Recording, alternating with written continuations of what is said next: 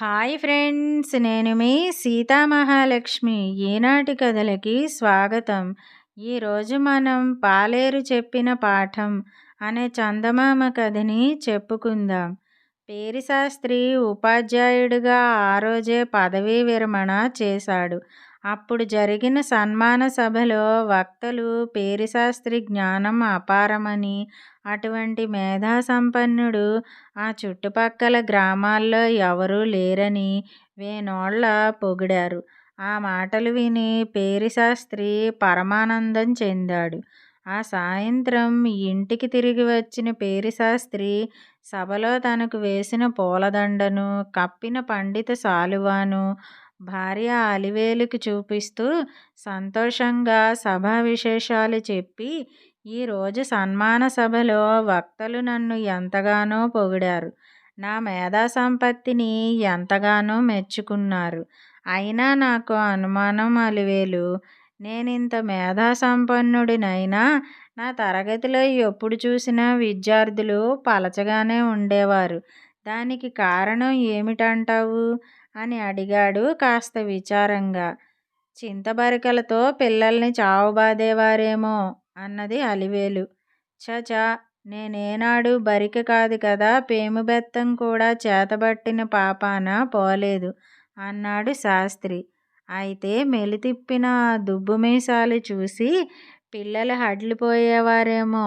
అంతెందుకు, నేనే వాటిని చూసి జడుసుకుని పెళ్లిపీటల మించి పారిపోవాలనుకున్నాను అంటూ నవ్వింది అలివేలు. ఆ మాటకు శాస్త్రి కూడా నవ్వుతూ, అలాంటిదేం కాదనుకుంటాను.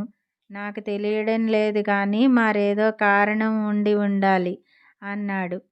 పదవీ విరమణ తర్వాత ఆ పట్నంలో ఖర్చులకు తట్టుకోవడం కష్టమని నెల తిరక్కుండానే తమ సొంత ఊరుకు మకాం మార్చేశాడు శాస్త్రి.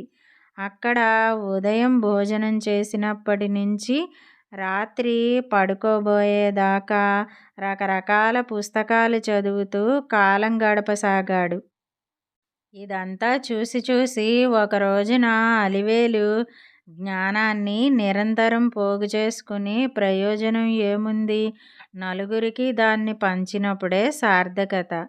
ఎంత పంచిపెట్టినా తరక్కుండా పెరిగే ఆస్తి జ్ఞానమేనంటారు. ఈ ఊళ్ళో అక్షరం ముక్క రాని వయోజనులు చాలామంది ఉన్నారు. వాళ్లకు చదువుతో బాటు 4 ఉపయోగపడే మాటలు కూడా చెప్పండి. వాళ్ళు బాగుపడతారు. మీకు 10 మందిలో మంచి పేరుతో పాటు కాస్తంత పుణ్యం కూడా దక్కుతుంది అన్నది. శాస్త్రికి ఆ ఆలోచన నచ్చింది. ఊరి పాఠశాల భవనంలో చదువురాని పెద్దలకు ఉచితంగా విజయదశమి రోజు నుంచి తాను పాఠాలు చెబుతానని అందరికీ స్వయంగా వెళ్ళి చెప్పి వచ్చాడు. విజయదశమి రానే వచ్చింది. శాస్త్రి రాత్రి భోజనం చేశాక పట్టుపంచ కట్టుకుని 2 చేతుల నిండుగా పుస్తకాలు తీసుకొని పాఠశాలకు బయలుదేరి వెళ్ళాడు. అయితే ఆయన పాఠాలు వినడానికి ఆ ఊరి పెదరెడ్డి గారి పాలేరు వెంకయ్య ఒక్కడే వచ్చి కూర్చుని ఉన్నాడు. శాస్త్రి ప్రాణం ఉస్సూరుమంది. ఇంకా ఎవరైనా వస్తారేమో అన్న ఆశతో చాలాసేపు ఎదురు చూశాడు. అయినా ఎవరూ రాలేదు. ఆయన వెంకయ్యతో, నీకొక్కడికే ఏం పాఠం చెప్పేది, వెళతాను అంటూ తిరిగి వెళ్ళిపోబోయాడు.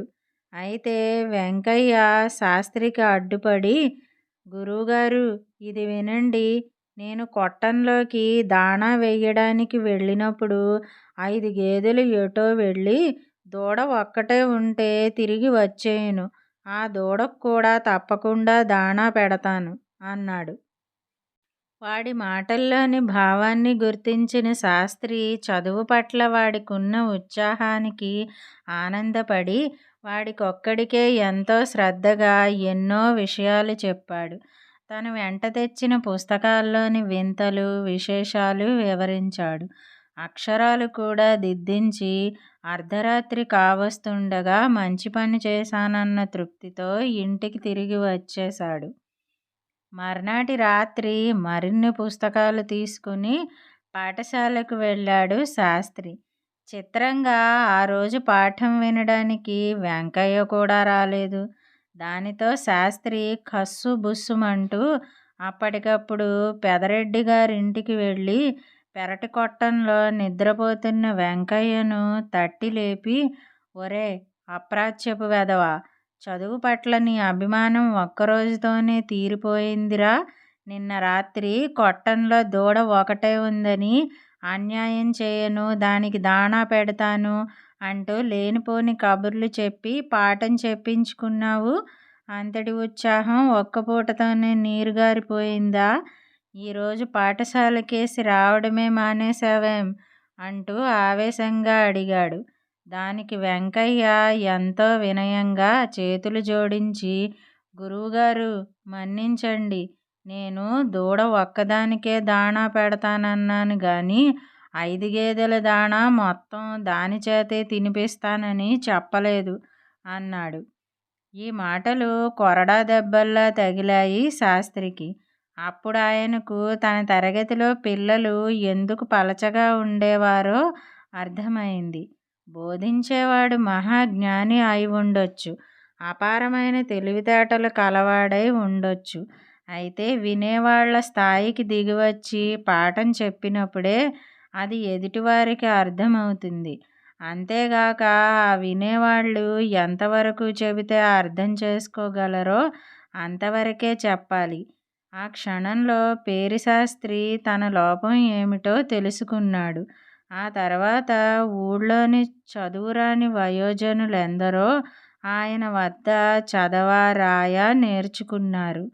ఇదండి పాలేరు చెప్పిన పాఠం కథ. ఈ కథ గనక మీకు నచ్చినట్టయితే లైక్ చేయండి. ఈ కథను మీ స్నేహితులకు షేర్ చేయండి. కథపై మీ అభిప్రాయాన్ని కామెంట్ రూపంలో తెలియజేయండి.